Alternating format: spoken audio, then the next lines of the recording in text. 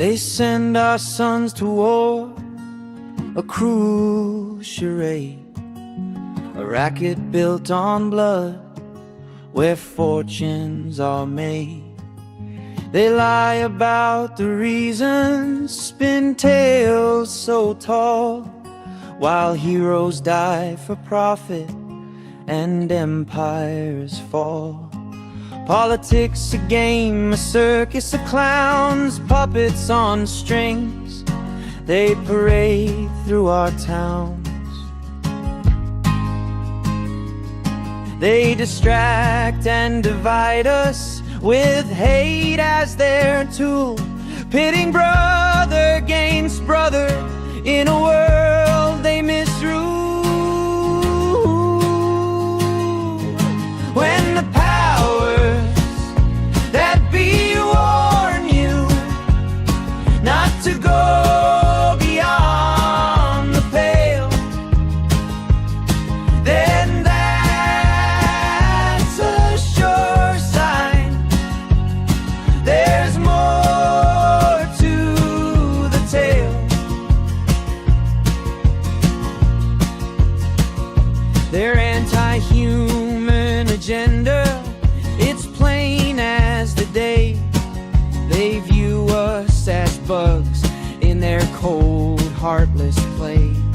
Eat insects, they sneer, while they feast on the land. Depopulation's their goal, with a tightening hand. Civil rights torn to shreds in the name of their peace. A police state rises where freedom's all seized.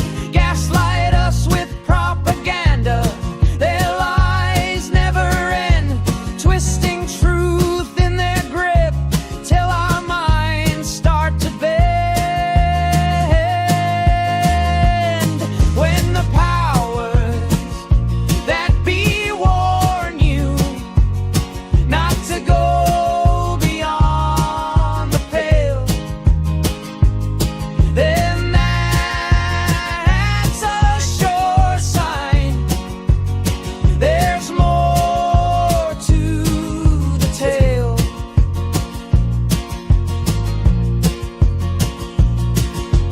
Order out of chaos, their sinister creed. They spark the flames, then offer what we need. Economic stagnation, they choke out our dreams, while divide and conquer rips us at the seams. They fan every fracture, they stoke every fight, left against right, till we're blind to the light. Yet beyond their pale lies the truth they conceal. A world where we're free, where our hearts can still heal. When the powers that be warn you not to go beyond the veil, then bold, and that's a sure sign there's more to the tale.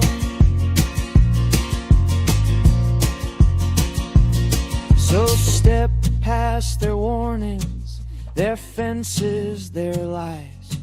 See the world they've been hiding with wide open eyes.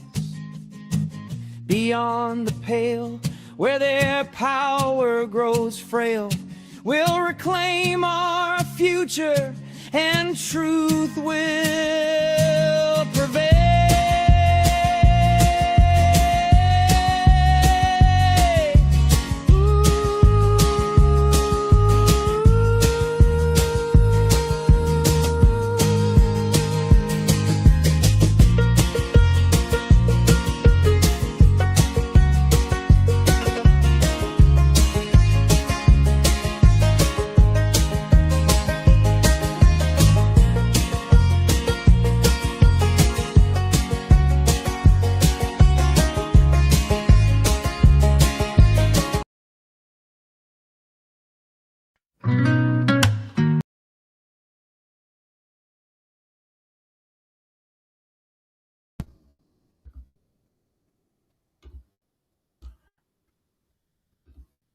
Boy, that theme song ended abruptly. Sorry about that, guys.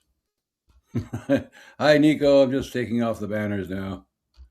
Great There we song, go. though. I don't know who sings that, but that's a great song. It's AI.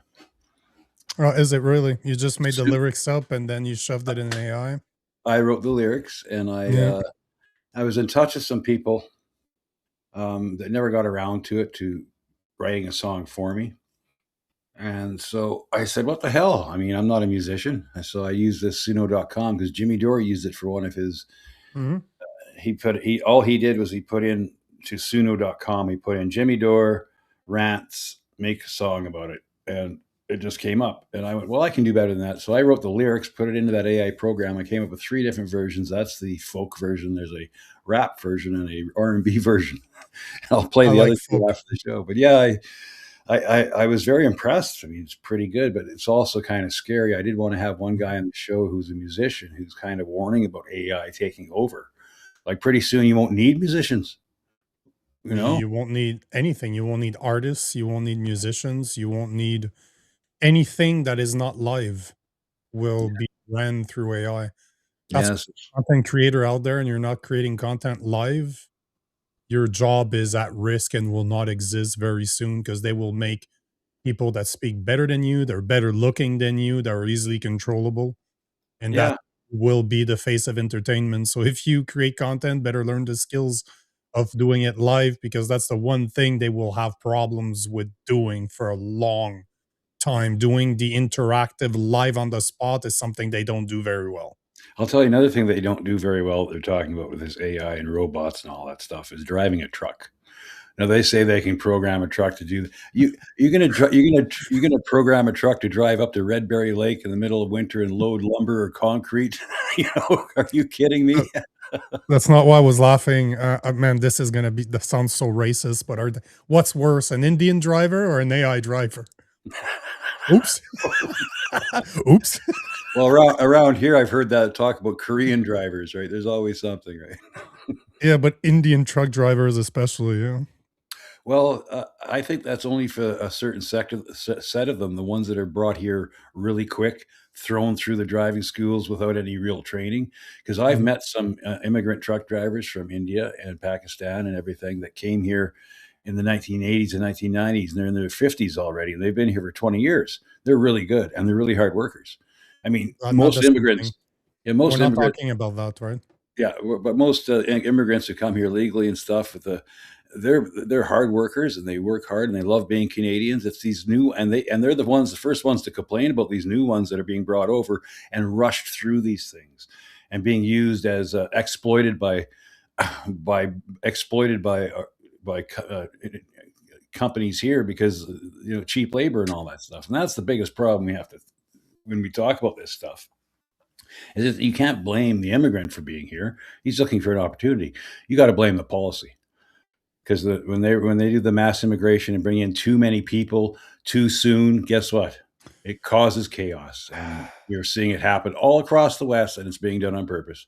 But anyway, Nico Lagan, No, but glad hold on. I got you. I like to have conversations with people that are not that don't agree with me. So I absolutely love this type of setup, and I have to disagree with you completely. Yes, policies are the main reason why this is happening, but they are also taking advantage of the system, fully knowing that the Yeah, system is designed in a way for them to show up. This is not the immigration from 40 years ago. The no, it is. 80s, the 90s, and even the 2000s were somewhat done properly. I think we were having way too much immigration even back then. But you look at the numbers now, if you look at the past 25 years, Canada went from 30 million, a population of 30 million, to a population of 41 million.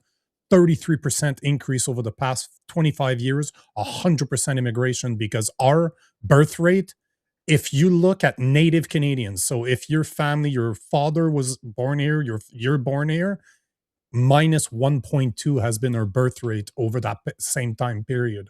So it is 100%. We added 33% of our population over the past 25 years, 100% through immigration. And if you look, especially over the past 5 to 6 years, where they come from a third world country by the name of India, which the people that come here are not here to make Canada better. They're here to take advantage of a system that is completely being exploited right now and is on the premise of destruction. Mhm.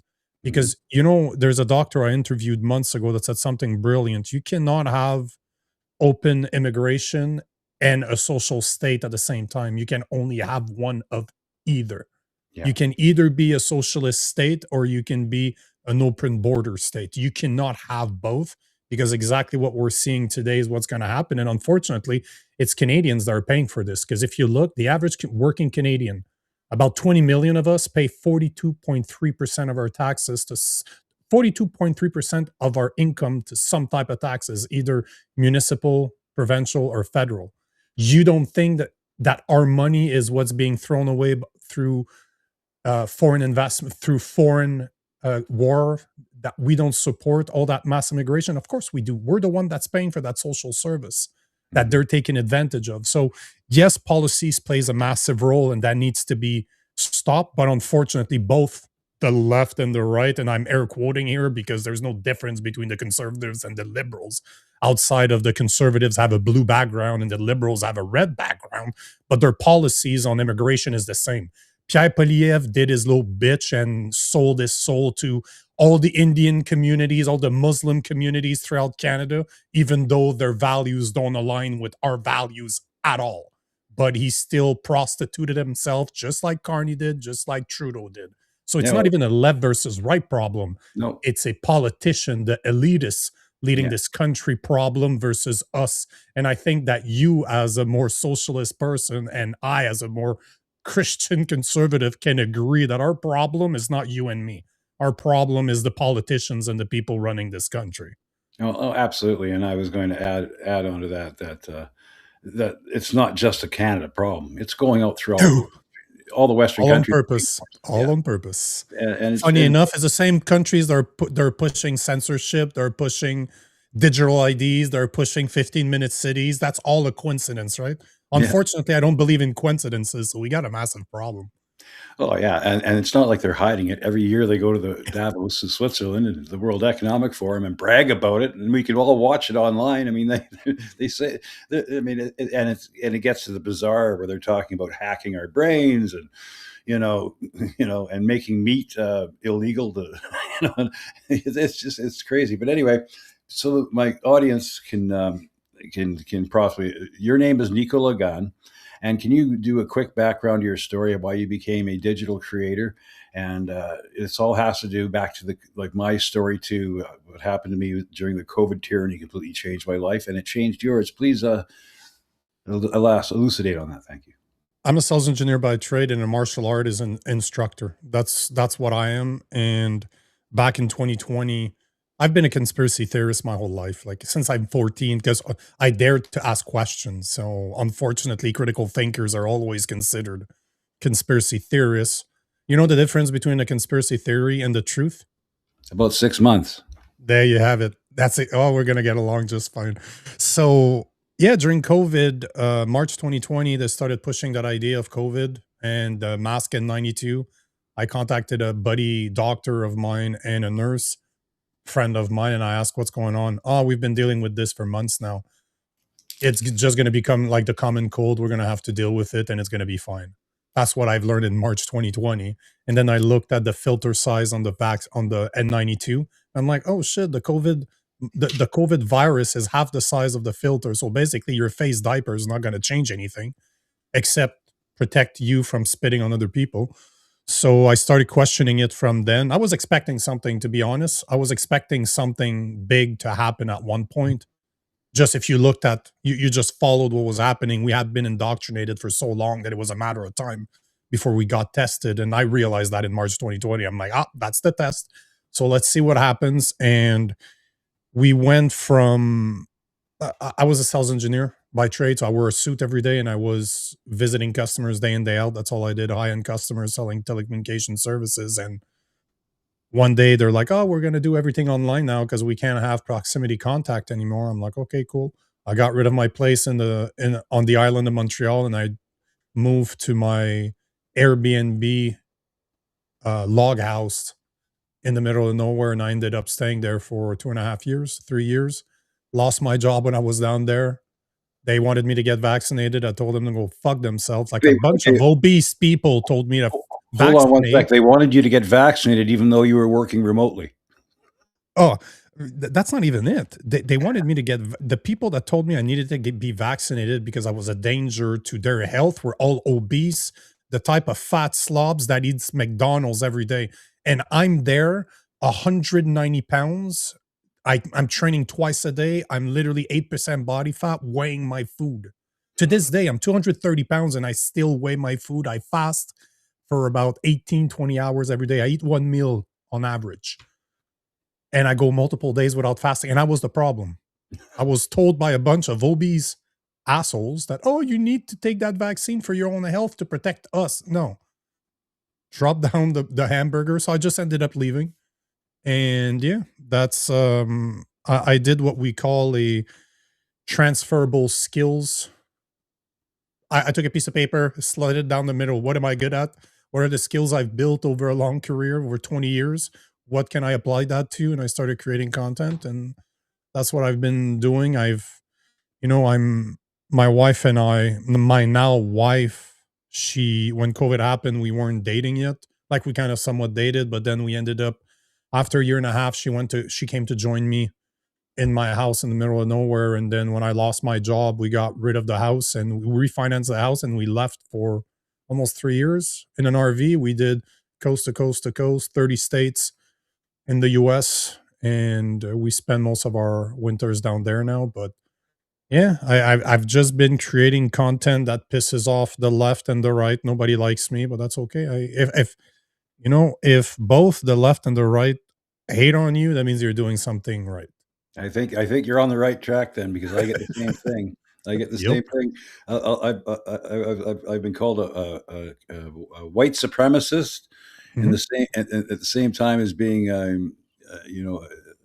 pro open borders guy, and I'm not. It's so much more nuanced than that. And like I said, and a lot of people know my story, that when I started fighting against the COVID mandates and everything, I teamed up with a right wing guy named Mark Friesen. I was a left wing guy, he was a right wing guy, but we realized we had more in common that separated us, and we realized that what was happening to this country is far beyond political paradigms, and that's how they use that, and that's what they use to control us. If they have us fighting against each other, we don't have to take the time to go, oh, wait a minute, we're being manipulated. And once you realize that, the scales fall away from your eyes, and left and right doesn't matter anymore. There's only good versus wrong, good versus evil, basically, at this point.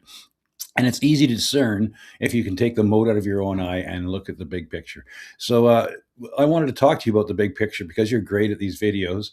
And we'll talk. Let's start with these bills that are being passed here in Canada right now, and you're very good at this, explaining what's going on, because we're in deep trouble here. Pretty soon, it might be illegal to breathe, let alone have your own thoughts. Could you expand on that and tell my audience about these bills that the Canadian Parliament are threatening to pass, and what they're going to do to our freedom of speech and everything else? All the bills you're probably talking about, you're talking C2, C8, C9, C12, C16, C22, C25. Yeah. A new bill C63, the Online Harms Act, is going to be tabled anytime now, and we will have a social media ban. I'm ready to bet anything that is going to be is going to be part of the new bill C63 because the social media ban is happening. This is just a matter of time. They will ban people under the age of 16 from accessing the social media platforms, which we should start there because if I connect them all, like I'll do kind of a job to connect them and I'll go one by one to make sense of them. But you look at the social media ban is the precursor to everything, because for the people that don't understand this, and I'm a sales engineer by trade, I've designed telecommunication networks for some of the biggest companies in the world. I sold that equipment, I configured that equipment before selling it, so I fully understand what needs to happen in order to push a digital ID, in order to push a 15-minute cities. There's steps that needs to go through. And I read bills. I've read Bill C2, C8, C9, C12, C16, C22, C25, the last C63. So I spend time reading them and I sit down with justice center lawyers all the time. Like John Carpe has come on my show probably 10 times. So we always deconstruct the bills to make sure I understand it. But if you look at the social media ban, they want to ban teenagers under the age of 16 from accessing social media. And as per a Angus Reid poll that just came out at the end of March, it indicates that about 75% of parents, not Canadians, parents, want a social media ban on 16 and under, which I understand why people that are uneducated and very ignorant want to do that, considering that parents have they have renounced their parental right and gave them to the government. So I understand why they want that. The problem that most people don't understand is that in order to enforce a ban on a specific age group, whatever that age group is, that means that all the rest of the people need to prove their age. That's the only way. That means that 100% of the users need to prove their age. How do you prove your age? With a government approved card, with an ID that is government approved. What does that do? That means that every single social media account that you have will need to be attached to a government approved ID. So basically, you are starting to create what we call a digital ID. You have all your social media presence. And when we say social media, we got to be careful. It's not just the Facebook, the YouTube, the Instagram of this world. It's the Chat GPT, the Gemini. You start looking at WhatsApp is considered a social platform, not just social media platform. And if you read the bills, you start seeing those nuances that it's not just social media platforms. They're talking about social platform. And in today's world, that is anything that has to do with a conversation, even though it might be a conversation with a robot, with an AI. So it literally applies to everything that's out there. So that's the social media ban. This is how they integrate, they start creating a digital ID. Once And they have that, I just want to interject, and that's how they do it first, right? always They appeal to your humanity and your good. I'm a good person, and I don't want those kids being subjected to all this horrible stuff. So what about the children? Think about the children, and that's how they get in there. 100%. Yet there's something called Net Nanny that's been around since I was a kid that you can install on cell phones, you can install on laptops, you can install everywhere, and literally lock down to the cell phone to whatever you want that cell phone to be able to access. I can literally do that right now. It'd probably take me 5 minutes. Yeah. And you're telling me that you need the government to do this. This is how ignorant people actually are. And I don't want to call people stupid. I really try to do my best not to call people names, so I will call them ignorant. But the social media bans are the entry door. Because if you look at, let's say, Bill C9, which it will become law. This was fast tracked through government because the liberal government made a deal with the Bloc Québécois, so they had the majority in the committee, and now that they have their majority, they just pushed it through. They're going to push through more bills, but Bill C9 was rushed through because the Bloc backed it. Now it's going to the Senate, so it's just a matter of time before it becomes a And it law. really bothers me because parents are basically abrogating their responsibility. You're in charge of your kid, the government, 100%. and so it's Yep. easier for you just to let the government decide. And that 100%. and they can't see the big picture. Didn't they read George Orwell in high school like we did? Like, what the heck is going on? Big Well, brother this is is what watching you now.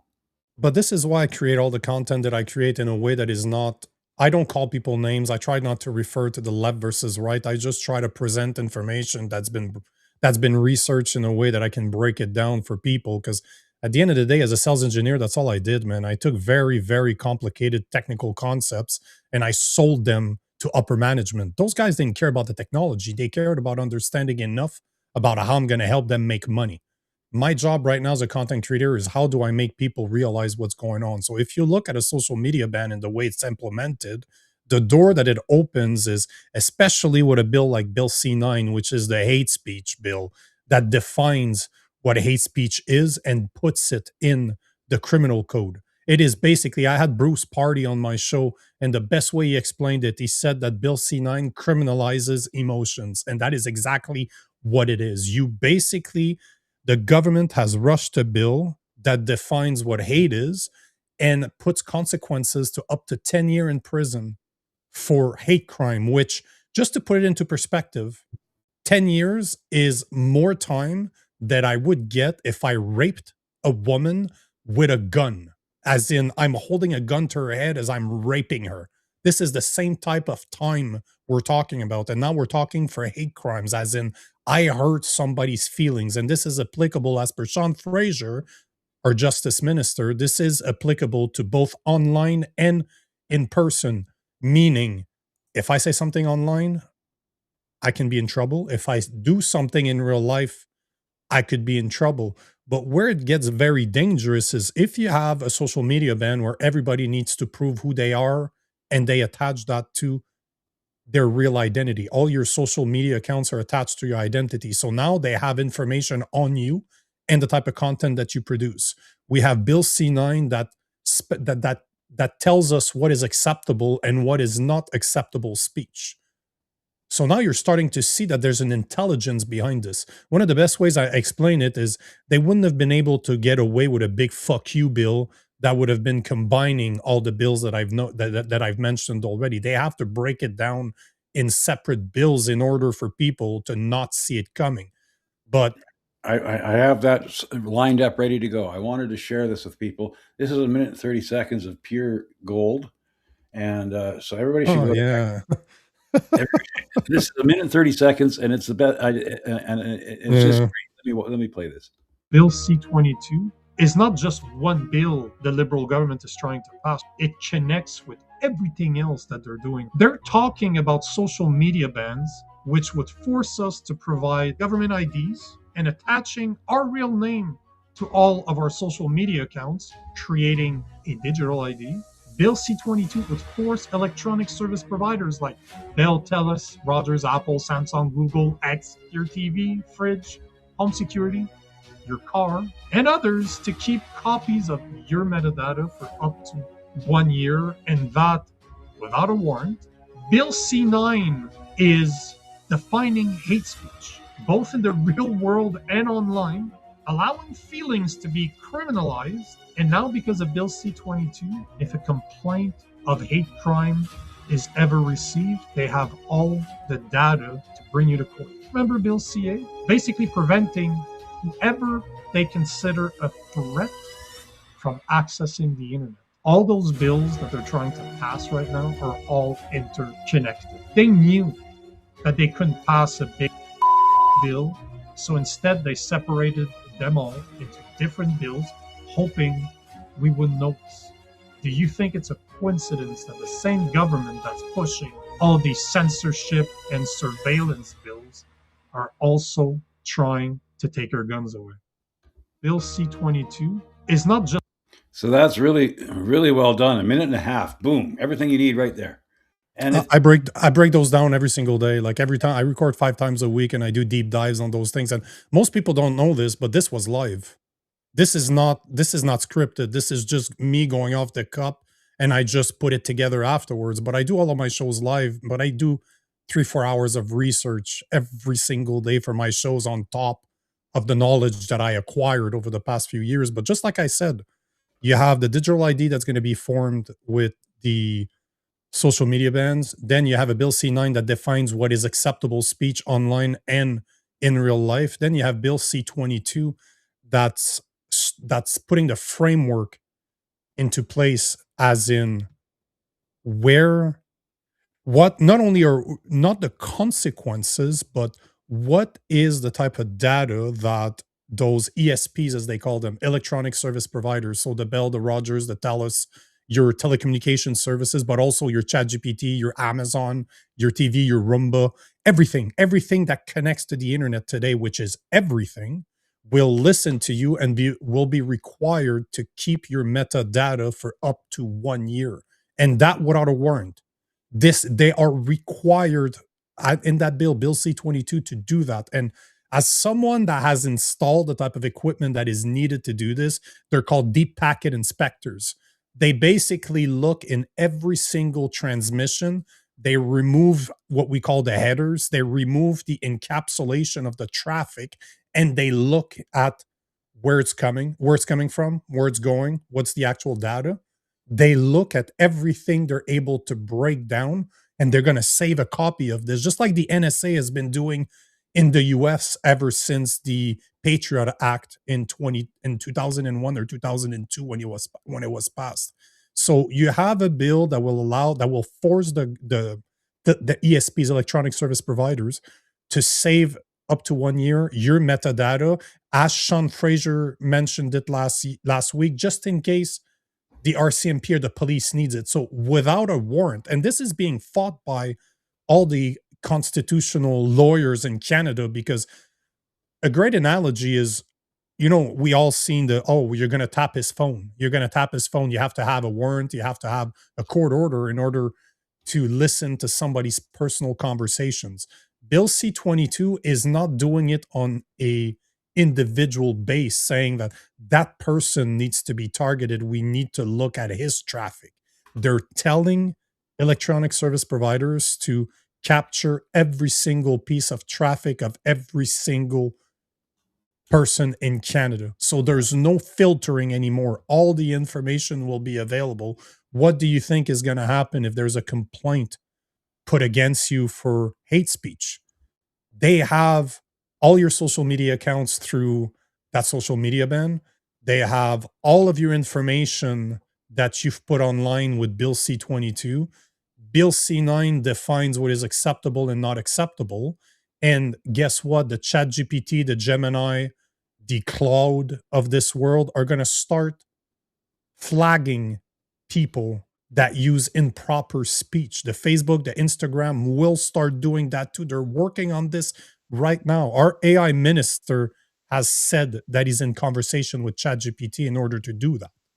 Okay, so here's another one I want you to talk about. Before I play this, notice that's that woman that crossed the floor. What's her name? That conservative? I don't know, but that's Sean Fraser.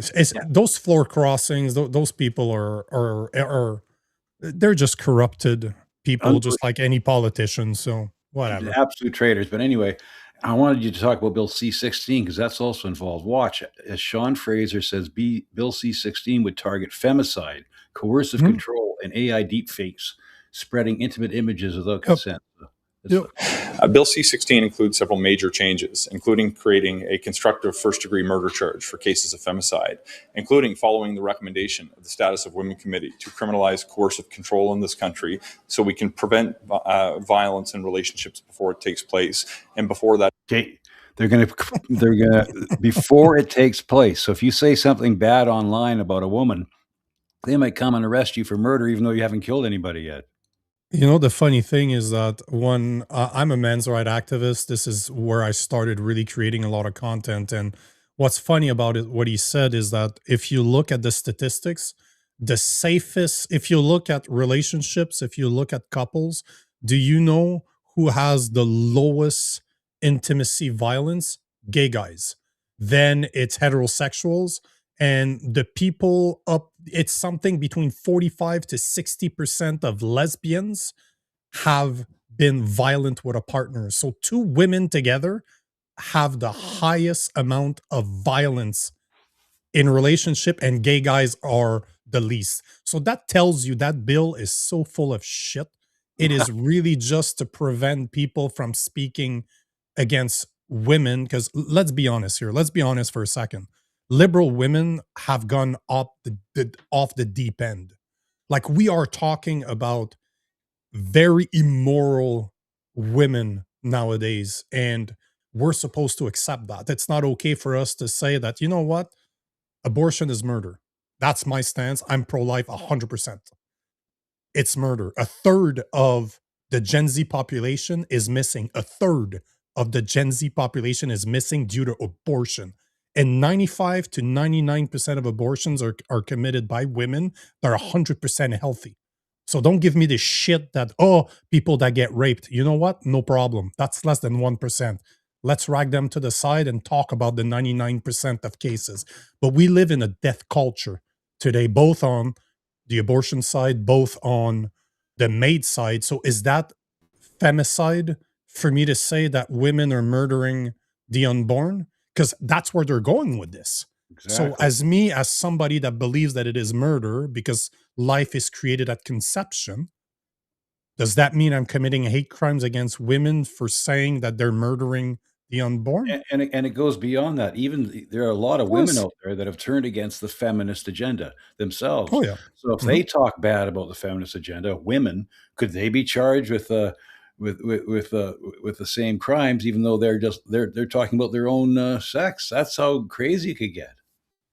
I don't think so, because if you look at any Marxist movement, if you look at any communist movement, there's always three steps that they go through, right? You always have the disconnection from God, where the government replaces God by themselves. Then you always have the removal of masculinity from the family. So they remove men from the family and they tell women that they don't need men. And then what happened next? Men and women get confused. Men are women, women are men. This is why every time you hear the trans people saying this has been happening, trans have always existed. It's true. But if you look throughout history, trans individuals always tend to appear when a community, when a society is at its lowest, when it's about to crumble to pieces, because people are so confused that they don't know who they are anymore. We literally live in a world where the patients are running the asylum. This is what Canada has become. So the point I'm making is anything as per Bill C-16 could become hate. Bill C-9 defines what hate is. Bill 16 will call up on that definition of hate. So will the new Bill C-63. Bill C-22 puts the infrastructure, puts the ideology in place that, or the data, it gathers the data that the electronic service providers need to collect. And then you look at Bill C-8. I read Bill C-8 when it first came out, and I'm like, they are planning AI to be installed in every single data center in Canada. And when Bill C-22 came out, I'm like, okay, it makes sense. So they need the equipment to be installed, and Bill C-22 calls up on that equipment in order to store the information. But Bill C-8, if you look at it, the biggest problem is it gives the power to the Minister of Industry, which is Mélanie Joly, one of the most idiotic minister we've ever had, the power to prohibit any ESPs out there. So any TELUS, Rogers, Videotron, to say you can no longer, you have to disconnect that user because they're a threat to the Canadian telecommunication networks. They get to define what that is. They get to define who's a threat. Not only can they block your service providers from providing you services, but they can prohibit any other electronic service providers from providing you new services. So you would literally be cut off the internet. So you start looking at the flow, right? Digital ID through social media ban. Bill C-9 defines what's acceptable to be said online. Bill C-22 saves the information. Bill C-8 cuts you off the internet if you disobey. Bill C-9 puts you in prison to up to 10 years because you said something you weren't supposed to say. And you just look at the woman in Toronto. We had her on our show that got the visit from the Toronto police, and she basically told him to fuck off. Right. This has been happening in the UK. More than 13,000 people a year are arrested in the UK for social media posts. This is the reality here. They're going to start sending those cops to intimidate people because the process is often the punishment. If you send those police officers often enough to people's places, people are not going to say those things. Although I challenge the people out there. This is something I say to my audience all the time, but I challenge you. If the police shows up at your place for something you said online, record them. Humiliate them. Don't disrespect them. It doesn't do anything to be pissing them off and screaming at them, but just ask them intelligent questions and watch them not be able to answer them. Record them, and if you don't feel comfortable putting it online, send it to me. I'm very good at creating content. I have a big audience. I will happily take them. info@nicolagan.com. Send them right there. I will happily sit, edit it, put them out there. But we need to start exposing them, because one of the best tactics to fight a government non-violently is to expose how ridiculous they are. There was a tactic used in Eastern Europe where they started releasing pigs in the cities, and they would record police officers chasing pigs. So pigs chasing pigs, to ridicule them. Those are the type of tactics, and they were able to overthrow their government with with what appears to be stupid tactics, but they're very intelligent one. But point being, if you get the visit of police, don't worry. Nothing's going to happen. They're just there to intimidate you. They're Okay, just there to test the process. Okay, I want to share this screen, and if you can, when you want, hold on a second. I gotta click the right button. Tell me to pause if you want to talk. I'm going to take my camera off so people can see the whole thing. This is Bill C-22 here in Canada. So say pause if you want to comment on anything that we're going to be watching. Right I know that video. Thank you, Mr. Speaker. I would like to begin my speech by thanking Open Media, the Canadian Constitution Foundation, and privacy lawyer David Fraser for their excellent work on Bill C-22. The analysis I'm about to offer closely mirrors their own, and if the Liberal government would simply listen seriously to these civil liberties groups, they wouldn't have to hear from me on this bill, but they haven't, so here we are. Speaker, at around age 13, I was horrified to read the following excerpt from Chapter 1 of George Orwell's 1984. The telescreen received and transmitted simultaneously. Any sound that Winston made would be picked up by it. Moreover, so long as he remained within the field of vision, he could be seen as well as heard. There was no way of knowing whether you were being watched at any given moment. How often or on what system the thought police plugged in was guesswork. 27 years ago, that gave me a chill down the spine. Could people really live with the government listening to their every utterance, watching their every move? How could the human spirit ever flourish in the utter absence of basic privacy? Even at a much younger age, I knew that it was basically wrong for my sister to go through the things in my room or for me to read her diary. Not because any authority figure ever told me it was wrong. I knew it in my soul. One can't develop one's thoughts, one's feelings, one's self under prying eyes. And that was just respect to my friends and family. What if a power as great as the government or the police violated your privacy? I knew that my mother and her family had escaped a communist regime in the 1960s, but back then telescreens were science fiction. Could my family have managed to plan their escape if a telescreen was in their home? I knew vaguely that there had been revolutions in East Germany and throughout the USSR, but even in 1989, when those revolutions started, the telescreen idea remained in the realm of science fiction. Fast forward to today. I am more horrified today. We now have the technological capability to make telescreens. I have a phone in my pocket and an Apple Watch on my wrist. I am most horrified because with the legislation before us, the Liberal government is attempting to make possible the 1984 telescreen out of every cell phone, AirPod, Apple Watch, smart TV, and automobile, anything that is connected to the internet. Quote the excerpt from 1984 again, there was of course no way of knowing whether you were being watched at any given moment. I know that the members opposite will consider my views outlandish, but they are not. Let me please take them through their own law to show them how they are doing the exact thing they swear they would never do. Section 5.2a. The governor and council, that means the government, may make regulations respecting the obligations of core providers, including the development, implementation, assessment, testing, and maintenance of operational and technical capabilities, including capabilities related to extracting and organizing information that is authorized to be accessed. In plain English, this means a backdoor. So right now, it is my understanding that my watch listens to everything I say. If I say, "Hey Siri," it sends whatever speech follows to the cloud for processing. If I don't say, "Hey Siri," nothing goes to the cloud. Section 5.2a allows the minister to require that Apple build in the ability for authorities to listen to my Apple Watch, whether I say, "Hey Siri," or not. The same would go for you can pause it right there. It's the thing would is need a warrant to actually listen in. Okay, go ahead. You know, the problem with this speech, it's I get the essence of the speech. I understand what he's talking about, but he is not technical at all. He's talking out of he's really talking out of his ass. Just right there, like you can stop it because it's his speech. I know it went viral. I know exactly the video you're talking about.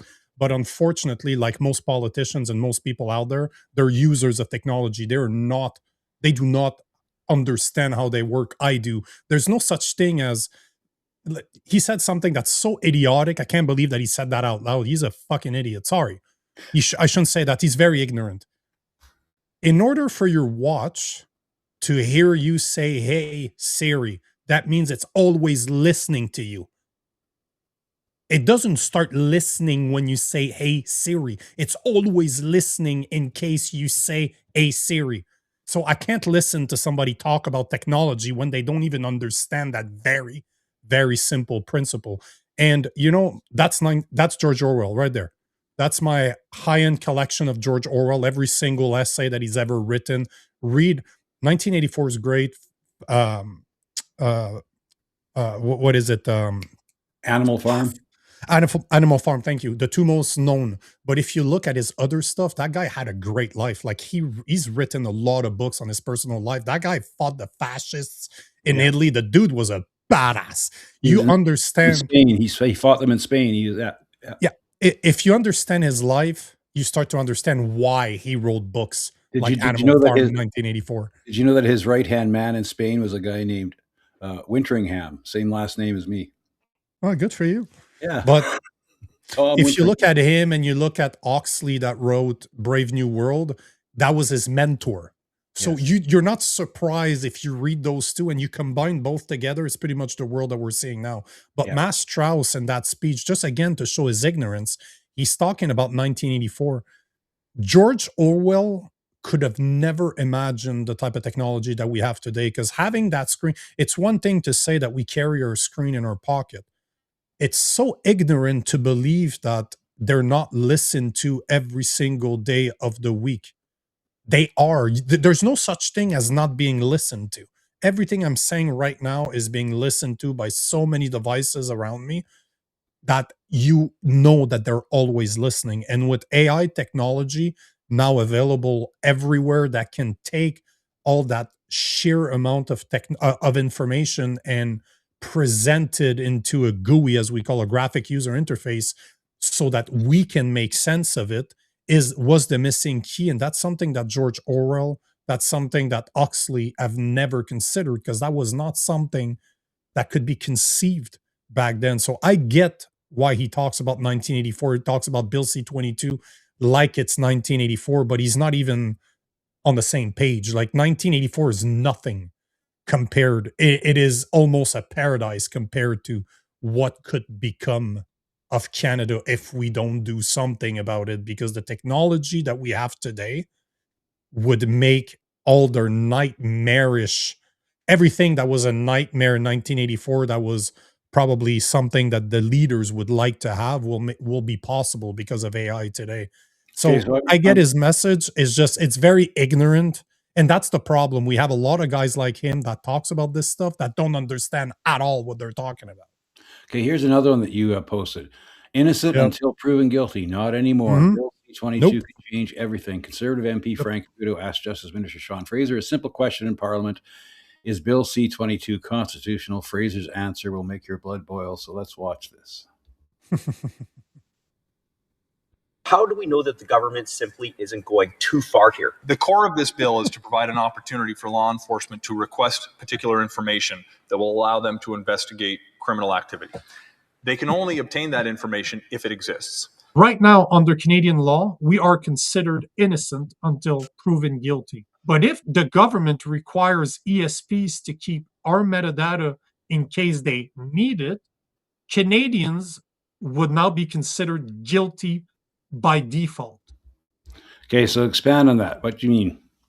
It's very simple, because right now we are considered innocent. So you need a court order or a warrant to, let's use the example I was using earlier, to tap my phone, for example. You need to have a judge to say, yes, you've provided me with enough information that guy's a threat. There's a problem with this guy. We're going to listen to him. Okay, cool. But that is on me. If my wife gets on the phone or my family gets on the phone, they're not legally able to listen to that conversation. They have to stop listening after a certain amount of time. That is innocent until proven guilty. You assume that I'm innocent. You need to prove to the court system that I'm doing something wrong. You need to give them enough information so that you can start spying on me. Bill C-22 builds the back door to spy on everybody, have all that information available, as in they're not just tapping my phone, they're tapping every single phone in Canada in case they need the information later. That is not how our system of law works. And that's why all the constitutional groups right now are talking about this, because you cannot listen to everybody assuming that they are guilty, because you shouldn't have that information in the first place unless you had a court order. And the problem with Bill C-22 is that it is requiring ESPs to save that information without a warrant. I worked in call centers. I worked in what they call knocks. You know what you see in movies where you have a bunch of nerds sitting behind 20 screens on the wall and they're analyzing everything. Well, I did that job for almost a decade. Okay. So we had calls from the RCMP. We had a guy on my team leader back then would deal with the RCMP. Every now and then the RCMP would contact us. We would pass the call to him, or they would come in person and he would go talk to them somewhere else. So we didn't hear the information, but they had a court order to say, hey, this guy's on your network. We need the information. We need his IP address. We need this. We need that. We need some form of metadata from that guy. But it was a specific guy with a court order. It wasn't just, hey, everybody is, it wasn't just, you need to record absolutely everybody and provide us the data. That's not how it works. So I've dealt with those demands, not me personally. I've never had to deal with the RCMP, but the company I worked for, this was a procedure that we had, that our team leader would handle those calls from the RCMP or the police, and they would patch him through. They would go talk somewhere else so nobody else would understand, would know what's going on. But the point was that it was a case-by-case thing. If you needed something from one of our users, you needed to have paperwork. You needed to have a court order. You needed to have reasons to be spying on that guy, not just, oh, we need the information in case you do something wrong in the future. This is what we're talking about. This is what Frank was asking, and he was right. He's like, is that not overreach? And it is. It's 100% overreach. This means that you no longer have privacy at all. Zero. You have no privacy whatsoever. And Sean Fraser, a lawyer, is telling us that it's not, it is constitutional. The problem with lawyers like him is that they don't care about breaking the Constitution. Look at what they did during the Freedom Convoy.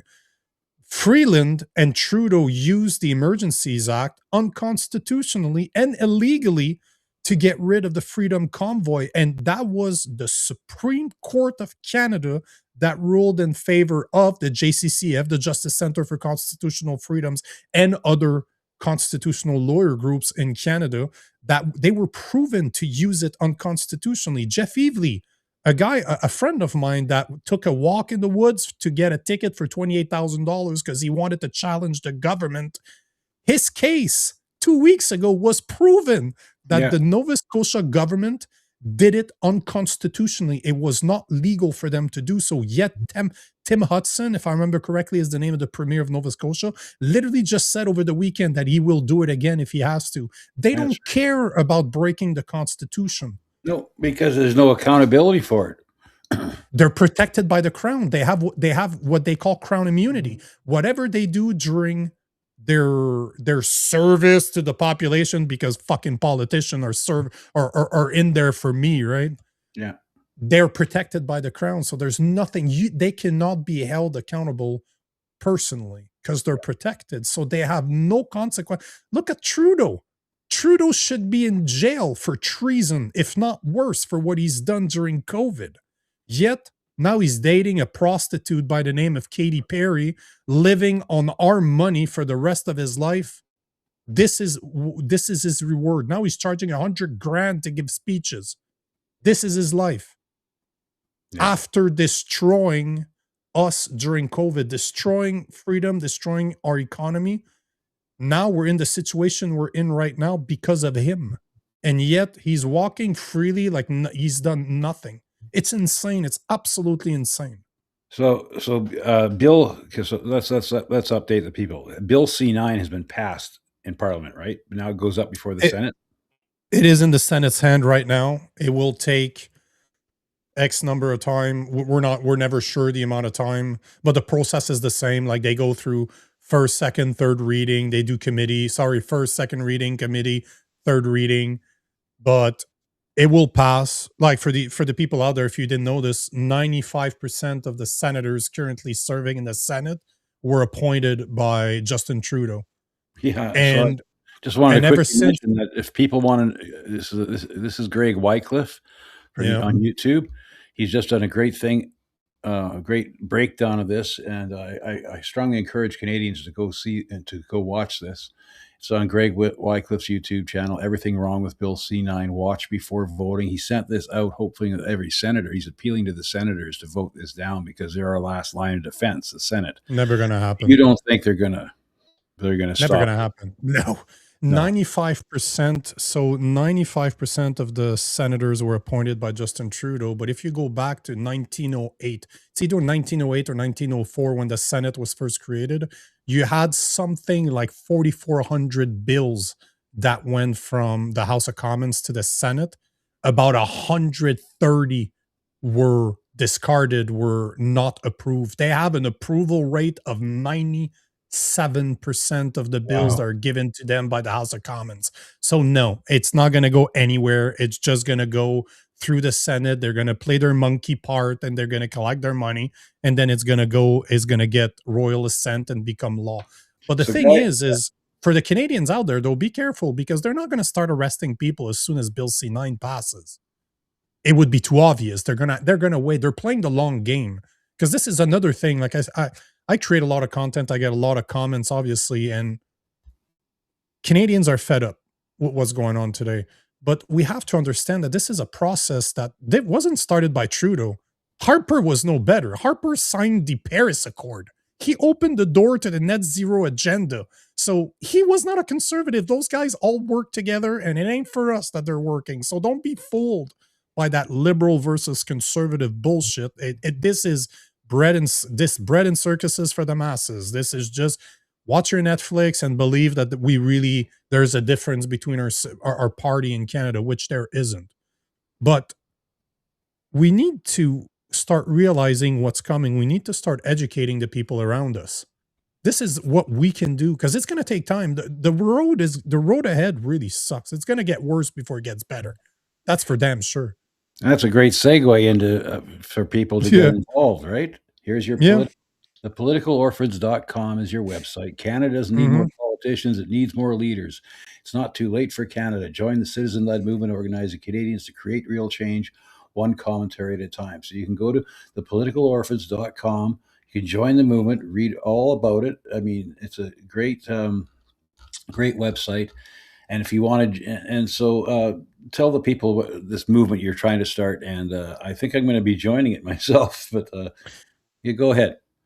You know, the thing is I created a show called The Political Orphans about a year and a half ago. I literally recorded almost 300 episodes with a liberal.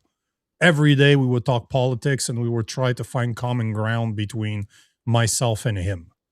And one thing I come to realize is we normally see the same problems. We just don't necessarily agree with the solution. But the thing is that we were having those discussions daily. Every day we would have conversations that we were told are not okay. You know, you should never talk about politics, you should never talk about money, and you never talk about religion. Yet every single person out there has an opinion on those three topics. Good or bad, irrelevant. But we all have an opinion. And the first goal at least, is to be able to have those conversations. You're a leftist. I would be considered extremely right in Canada. Yet we're still able to have a conversation and we probably agree on very fundamental things. There's stuff that we don't agree on, but this is not the stuff that we should fight on. So the show that I'm running now is really about education, but half of my show is interacting with people. I get hundreds, if not thousands, of comments on every single show, like live comments, I mean.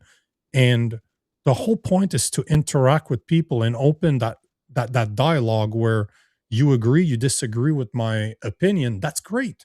I want people to disagree with me. I want to be able to have those serious conversations and try to find solutions to the problem that we're having today, because we're not going to change Canada on the federal level. We need to understand that Canada is only a bunch of communities that agrees to live under the same rule. But if you look at a community in Alberta, they're not going to be the same as a community in Quebec or a community in Ontario. So we need leaders. We don't need politicians. We need leaders, regular Canadians, to step up to the plate, start having those hard conversations with their families, with their loved ones, with their co-workers, but also in their community, to start getting involved and having conversations with the people out there, almost like they're running a political campaign. How many times when I was traveling the US, I've done so many street interviews. I would show up with a camera on a tripod, I'd install it on a corner, pop my microphones, and start talking to people, asking them really hard questions so that we could have those conversations. And that's what we need to do, because the average Canadian is ignorant. Yep. They don't want to know. It's going to have to get worse before it gets better. The road ahead is going to get worse. There's no doubt in my mind that it's going to get worse. But one day, the people out there that are ignorant today are going to be suffering. And this is where movement like the one I'm trying to create with Payman Askari is going to be, where people will find solutions. We need to start now to build a movement that starts talking about solutions and start implementing them one community at a time, so that when the average Canadian wakes up and say, holy fucking Christ, what's happening to Canada? I can't even afford to put food on my table. They have a place to turn and say, okay, maybe those guys can help me. This is what it's all about. My goal is to educate. My goal is to encourage and give the knowledge to the average individual out there to have conversation with their circle of influence, their friends, their families, their neighbors, their co-workers. But I also want to start training leaders to go out there, start creating content, start talking to people, and how to create the same type of content that I create, and educate people on a bigger mass, or just go talking to the people in their community, just like they're running for politics, just to say, hey guys, this is what's happening. Have you heard about this? No? You know what Charlie Kirk did? I've been following, love or hate Charlie Kirk, his approach. I've been following this guy since he was being literally attacked for showing up to those universities. Because at the end, he was loved. Before he got shot, people actually showed up to listen to him because they agreed with him. I remember when people showed up to bash him. But this is the type of stuff that we need. Imagine that we have hundreds, if not thousands, of those leaders in Canada having conversations in their communities and building small campaign teams around them to help them achieve those goals. And that's something that we can all do. We have no excuses to not be able to start doing this right now. So we really need to stop complaining and start leading. And this is what the movement is all about. Well, that's great. And I wanted to thank you for joining me today and getting this information out there. Like I said, please like, share, and subscribe to my stream. And you can follow Nico at the politicalorphans.com. You can follow him on X at Real Nico Lagan, and on YouTube at Real Nico Lagan. And I wanted to thank you so much for this. And Payman Askari is a buddy of mine. We both ran for the PPC last election. And me and him also have had a few interviews, and I've had really heartfelt response from people. I think we're going to eventually get there, because like you said, with all this shit going down and the economy is going crazy right now, it's done. Of course, it's done by design. They're trying to make it so that we can't fight back, that we're just overwhelmed, but we got to start fighting back. I remember during the COVID mandates and tyrannies, when I started speaking out against it, especially when they started bringing in the mandates and restrictions. Even before then, I started talking about it. And they said, well, why are you fighting so hard right now? I mean, who cares if you have to wear a mask, or, this is a pandemic and all that. I said, you don't realize it's easier to fight in the first ditch than the last ditch. If you don't start standing up now, there'll be no one left at the end to stand up for you, right? I mean, it comes down to who's going to save you. Well, guess who's going to save you? Take a look in the mirror. That's who's going to save you, right? So thank you very much. Absolutely. Thank you for having me on. That's just great. And so we'll have to do this again sometime. And I'd love to come on your show sometime and talk about it. I'd like to do a three-way. Like a panel with you, me, Payman, and some of those other guys that are involved in this. And we used to do that. Jason Levine and I used to do that on Saturday night. We'd call them mashup. We'd have like 8 people on the show. It's recording 9, 10, 11, 12 o'clock at night. Yeah. That's good. But I love mashups. Mashups are awesome. Sounds good. Well, thank you so much. And your show that you do with Dave Ambrose, I'm like Dave Ambrose. So obviously there's more that connects us and binds us together as Canadians, and what keeps us apart. And as long as we try to as long as we understand that and realize that we're being pitted against each other by the forces, by the powers that ought not be, I think we'll be okay. So thank you so much, Nico, and please follow Nico and all his work. And thank you so much for showing up. Absolutely. Thanks for having me on. Bye. You betcha. Thank you, Nico. Talk to you later. Yep. Bye. Well, thanks, guys, for showing up and for this show. It was a great conversation. I'm from the left. He's from the right. He's a lot like my old buddy Mark Friesen, the Grizzly Patriot. This is what we got to do. We got to start reaching across the aisle and realize that the whole system is against us, and we got to start fighting back at the community level. And I think we're getting there. I had quite the setback the other day. I got in early off the road on Friday. As you guys know, I'm a truck driver. I work Sunday to Friday. And I got in off the road early, and I went to, and my wife and I went to our income tax place, and I found out that my income tax was seized. I made a lot of money last year, over 80 grand, and I paid $25,000 in taxes out of my 80, and that's a lot percentage wise, you think? And I got my $9,000 tax return seized by the government because I got those 8 tickets for $50,000 when I was fighting against the COVID mandates, and so I'm in desperate straits. I didn't get no income tax return back. I live paycheck to paycheck. I'm struggling to get by. It's hard. That $9K would have been a nice income tax return. I could have paid off my credit cards and all that stuff, but it's not going to happen because the government is clawing back any income tax returns I get to pay these fines that was rammed through the kangaroo court here in Saskatchewan. Even though I had the Justice Center for Constitutional Freedoms defending me, and thank you, John Carpe, for doing everything you could about that, it didn't matter because they refused to contemplate any countervailing evidence. They refused to hear it. The point was moot, and so the only evidence that they would hear was what public health was saying. It was the rule. Any countervailing information against what public health was saying, against the mandates, the restrictions, and all that was thrown out and said because it didn't have any standing, because the only thing that mattered was that what the public health mandates were, because it was done under the Emergency Act. They declared emergency here in Saskatchewan as well as across for that whole time. We were in a state of emergency from the time they declared COVID-19 a pandemic until they finally got rid of it when the Freedom Convoy happened. And finally, the people stood up and said, enough is enough. And then all of a sudden, here in Saskatchewan, the Conservative government completely got rid of all the mandates, restrictions, just like that, overnight because of the Freedom Convoy. But all the people that were charged before that, we didn't get any of our charges dropped. We didn't get we aren't getting any of our fines repaid or refunded to us because it was done under the courts, the packed political courts that are appointed by the powers that ought not be. And so they ruled against us just as prima facie.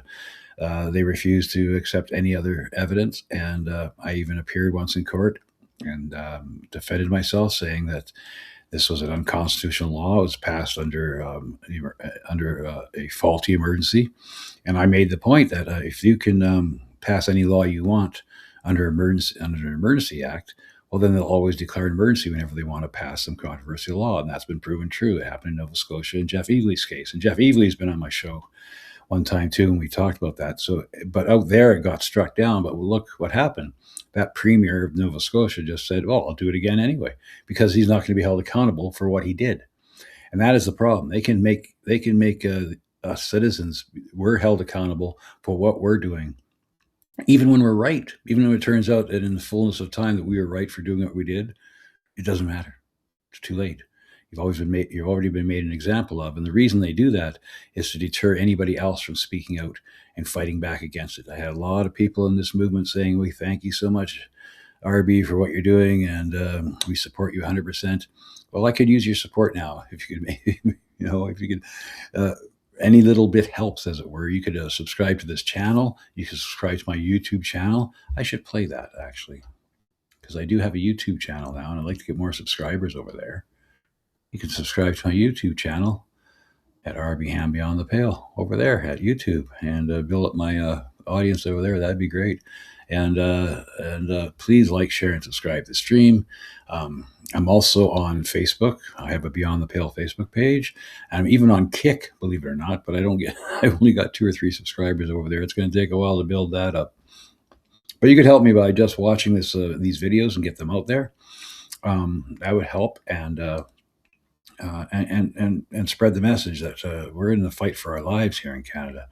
We've got this big this whole push to this Orwellian dystopia being just rammed down our throats here in Canada, and any semblance of democracy is just a joke now, because the Liberals got their majority by getting 8 or 9 Conservatives across the floor and just joined their party.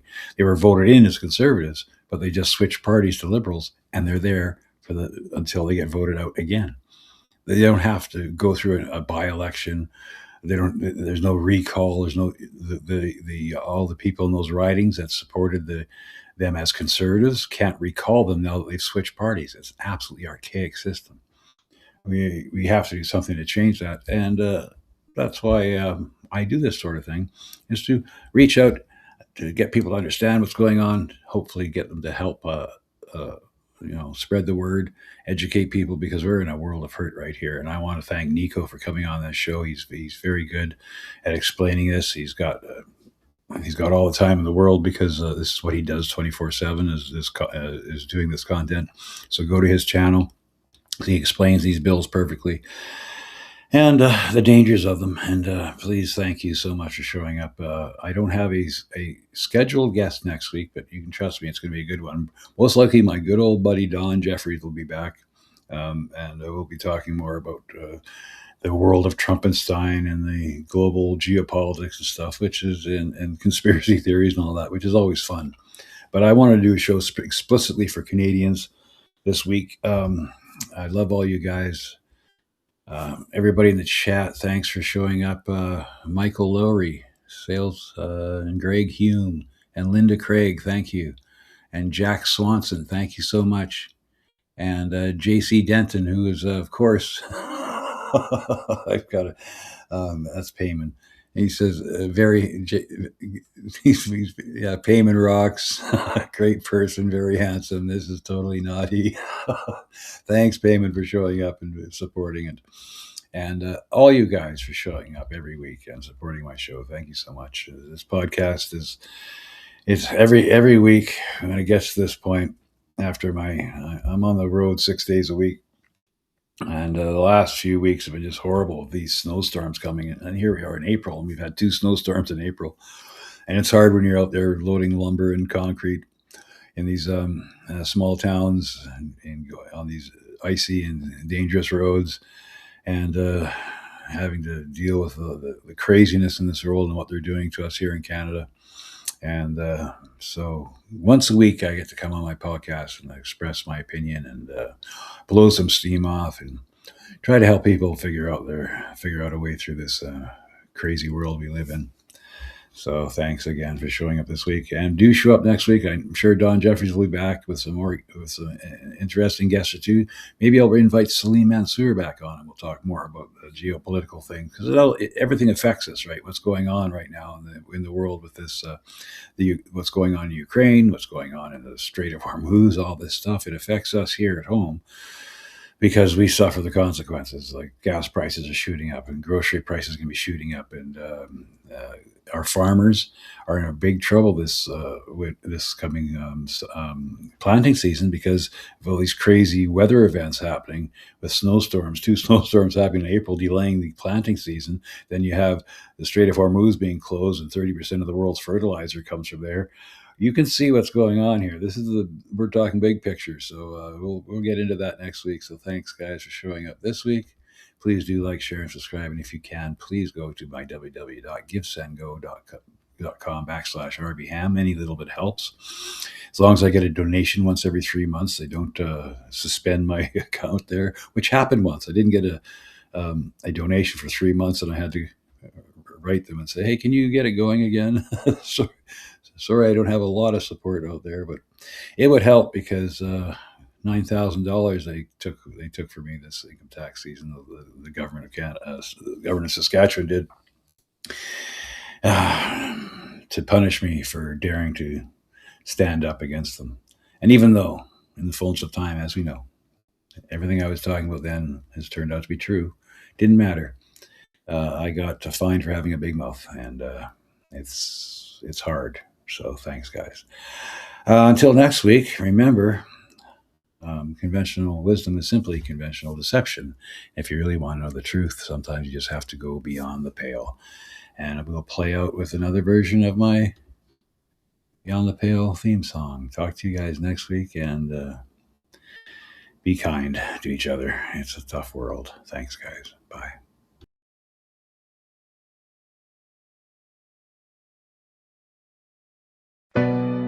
Yeah. Beyond the pale. I stand as the warders. They sent our sons to war. Yeah. Yeah. Beyond the pale. Yeah.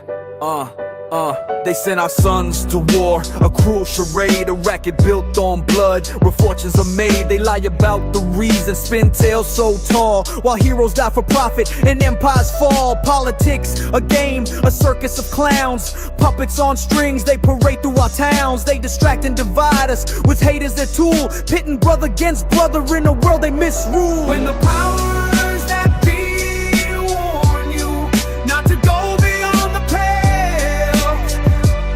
then that's a sure sign there's more to the tale. When the powers that be warn you not to go beyond the pale, yeah, then that's a sure sign there's more to the tale. The anti-human agenda, plain as the day. They view us as bugs in their cold, heartless play. Eat insects, they sneer while they feast on the land. Depopulation's their goal with the tightening hand. Civil rights torn to shreds in the name of their peace. A police state rises where freedoms all cease. Gaslight us with propaganda, their lies never end. Twisting truth in their grip till our minds start to bend. When the powers that be warn you not to go beyond the pale, then that's a sure sign there's more to the tale. When the powers that be warn you not to go beyond the pale, yeah, then that's a sure sign there's more to the tale. Order out of chaos, their sinister creed. They spark the flames, then offer what we need. Economic stagnation, they choke out our dreams, while divide and conquer rips us at the seams. They fan every fracture, they stoke every fight, left against right, till we're blind to the light. Yet beyond the pale lies the truth they conceal, a world where we're free, where our hearts can still heal. When the powers that be warn you not to go beyond the pale, then that's a sure sign there's more to the tale. When the powers that be warn you not to go beyond the pale, yeah, then that's a sure sign there's more to the tale. So step past their warnings, their fences, their lies. See the world they've been hiding with wide open eyes. Beyond the pale, where the power grows frail, we'll reclaim our future and truth will prevail. Yeah. Beyond the pale.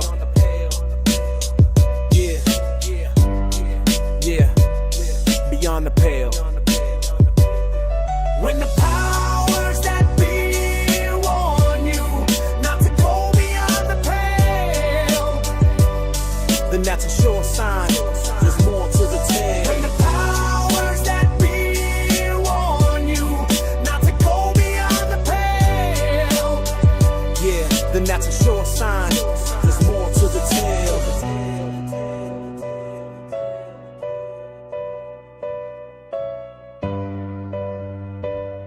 Beyond the pale, yeah. Hey guys, if you're still here, breaking news. And I'll share it to the screen if you're still here. Breaking news. President Trump and First Lady rushed out of the White House Correspondents' Dinner. It is unclear what led up to the evacuation, but attendees of the event were seen on video feed ducking and covering around their tables. I'll go back one here. I'll stop sharing that. I got some more information. Let's see here. I'm going to share the screen.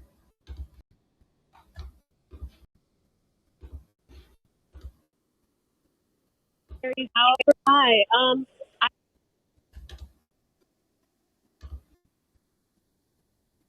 I'm in the room right now. Originally, a lot of people were under tables. We're now all standing up and looking around. All of the secretaries and the president has been removed from the room. I'm not exactly sure what happened. All we heard was yelling and being Secret Service. And yes, I'm okay. Thank you. And then Secret Service running on tables and luckily I have C-SPAN employees near me, just reassuring me that we're all okay. But yeah, President Trump obviously has been removed from the room. Hey, Malika, were you close? This is Peter. Were you close enough to see the Secret Service take Mr. and Mrs. Trump out?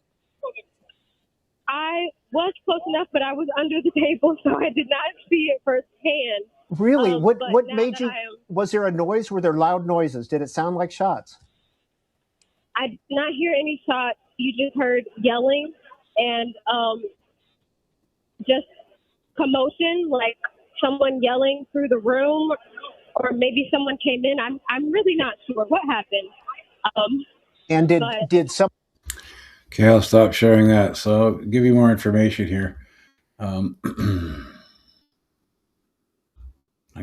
Here we go. This is the one. Sounds like it might be another one of those setups, another false flag, most likely. But let's watch this. So a suspect has been killed by Secret Service in the lobby of the White House Correspondents' Dinner. Trump and First Lady Melania dramatically evacuated less than 30 minutes after arriving. Attendees reported loud sounds and secret agents yelling. Reports of a shooter circulated immediately after the evacuation. Secret Service confirmed the suspect was neutralized inside the Washington Hilton. President was set to deliver his first WHCD remarks as president tonight. The president is safe, the First Lady is safe, and the full picture is still developing. Breaking CNN reports there was a shooter in the lobby of the venue.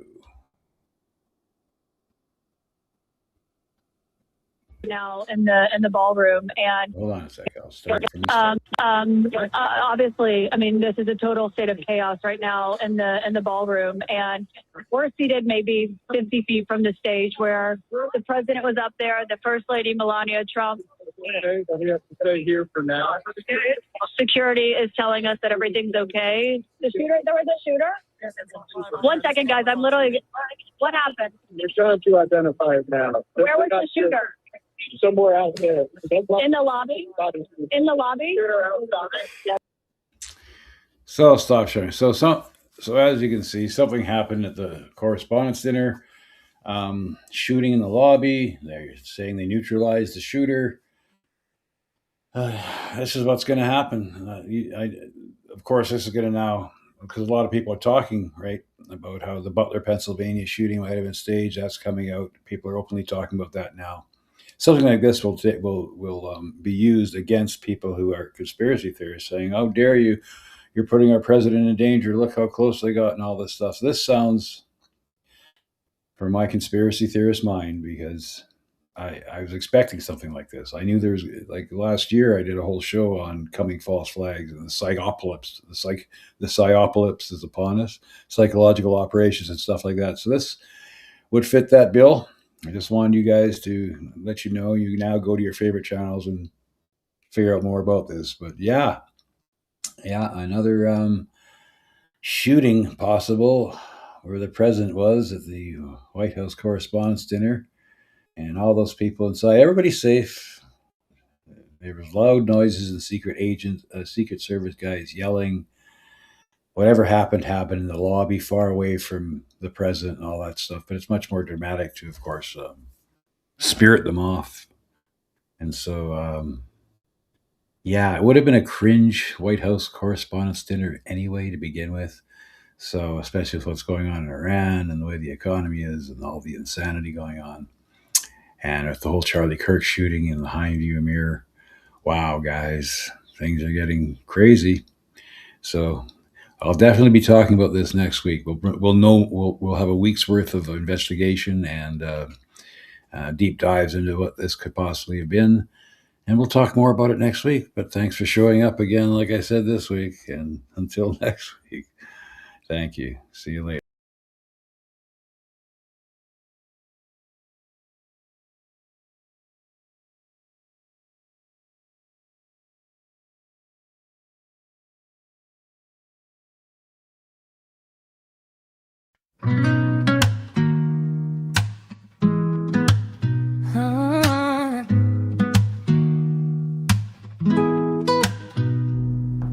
They send our sons to war, a cruel charade, a racket built on blood, where fortunes are made. They lie about the reasons, spin tales so tall, while heroes die for profit and empires fall. Politics a game, a circus of clowns, puppets on strings. They parade through our towns. They distract and divide us with hate as their tool, pitting brother against brother in a world they misrule. When the powers that be warn you not to go beyond the pale, then that's a sure sign there's more to the tale. Their anti-human agenda, it's plain as the day. They view us as bugs in their cold, heartless play.